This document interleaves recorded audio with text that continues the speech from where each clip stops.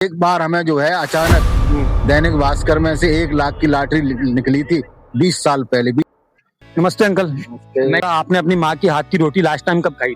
Last time करीब हो गए हैं 2 साल हो गए हैं। 2 साल हो गए हैं। हमारी माँ यहीं आई थी तो उसने बाजरे की रोटी गरम गरम खिलाई थी। अच्छा। तो आप हमें भी खिलाएंगे कभी मौका मिले तो? अब तो नहीं खिला पाएंगे, बस माँ की हाथ की स्वाद कैसा लगा आपको? वो सबसे बढ़िया स्वाद है माँ के जीवन के कोई भी स्वाद उसके आगे फीका है। बिल्कुल सब फीका है। तो मैं ये पूछ रहा था, जैसे मैं भी आपका मान लो मैं आपका बेटा ही हूँ रियल, ऐसी कोई बात जो आप मुझे अपने दिल गले लगाकर कहना चाहते हो? मैं यही कहना चाहता हूँ कि अपने माता पिता या जितने भी बुजुर्ग हैं उन सभी का जो है सम्मान करना चाहिए। ये मैं जो है जितनी युवा पीढ़ी है सबको ये संदेश देना चाहता हूँ कि आजकल जो है बहुत कम उदासीनता है सेवा भाव में। वो जो है अपने पूरी तरह से निष्काम होकर के जो है सेवा करनी चाहिए।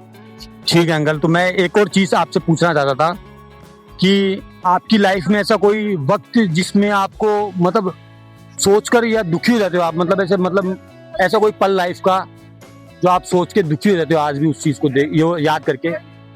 दुखी तो हम इसीलिए हैं कि जैसे हमारी माँ, हम यूपी के रहने वाले हैं और हमारी माँ वहाँ रह रही है, तो हम किसी कारणवश जो है माँ को यहाँ नहीं रख सकते। तो ऐसा कोई कारण जो आप मुझसे शेयर करना चाहते हो, आप अपना बेटा समझ के? कारण यही है कि न तो वो रहना चाहती हैं और न आजकल की जैसे हमारी पत्नी है तो उनके हिसाब से वो एडजस्ट नहीं कर पाते हैं। ये सबसे बड़ी समस्या है। मतलब एक बहू का रोल आ गया भी। हाँ बस ये नहीं का। तो ठीक है। और हम थोड़े दुखी हो जाते हैं बस ये। तो मैं ये पूछ रहा था, ऐसा कोई लाइफ का ऐसा पल जिसमें आप बहुत ज्यादा खुश हो जाते हो याद करके आज भी? खुश तो हम एक बार हमें जो है अचानक दैनिक भास्कर में से 1 लाख की लॉटरी निकली थी 20 साल पहले, 20-25 साल पहले। आज के मतलब पल था, अचानक जो है मुझे खुशखबरी निकली थी 2005 के आसपास। 2005 के आसपास। हाँ पहला लॉन्च हुआ था तब। अच्छा। हाँ।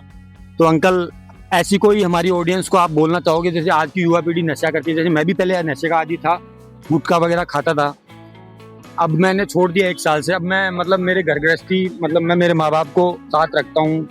ऐसे कोई युवा पीढ़ी को आप संदेश देना चाहते हो जो हम आगे बढ़े? मैं युवा पीढ़ी को यही संदेश देना चाहता हूँ कि एक तो जो हम प्रेमानंद जी को सुनते हैं, एक तो आजकल जो है ये लिव इन रिलेशन और बॉयफ्रेंड गर्लफ्रेंड ये सब बेकार कर रहा है।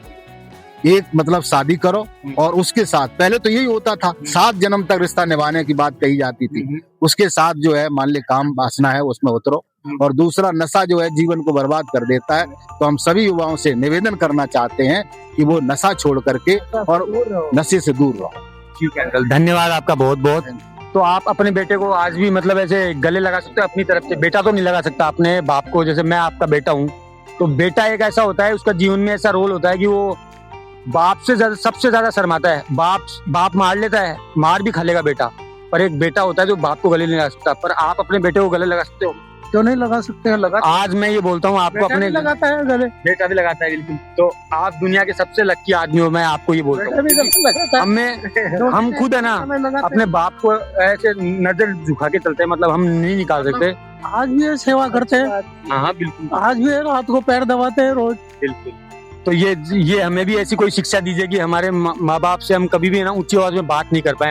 ऐसी कोई माँ बाप को है जो अगर 2 भाई हो 3 भाई हो किसी के पास का, पहले उनको तवज्जो दे कि वो सबसे पहले खाना उन्हीं को भाई खाने के लिए उनको प्रेरित करे, भाई खाना यहीं खाओ।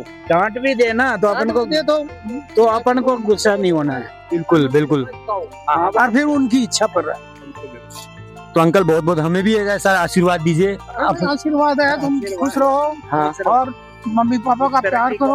हाँ बिल्कुल। आपकी सेवा करो, सबसे बड़ा आप आपकी सेवा करो। हाँ। सभी दर्शकों से निवेदन है कि इस जो वीडियो बन रहा है यूट्यूब का, जो देखने वाले हैं उनसे सभी से निवेदन है कि सब्सक्राइब जरूर करें, अधिक से अधिक संख्या में इसको फॉलो करें। ठीक है अंकल, धन्यवाद। माँ बाप की सेवा करोगे तो जिंदगी भर आराम पाओगे। बिल्कुल।